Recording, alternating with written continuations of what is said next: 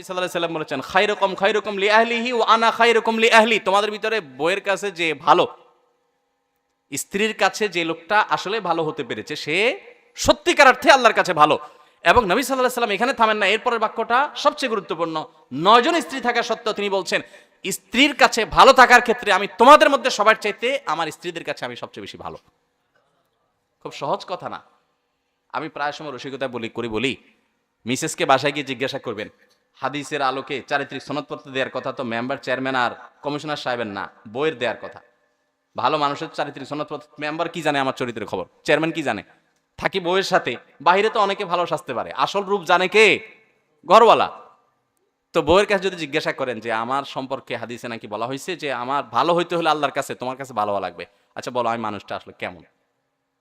যদি বউ ফিক করে হাসা দেয় তো বুঝবেন লক্ষণ খুবই খারাপ।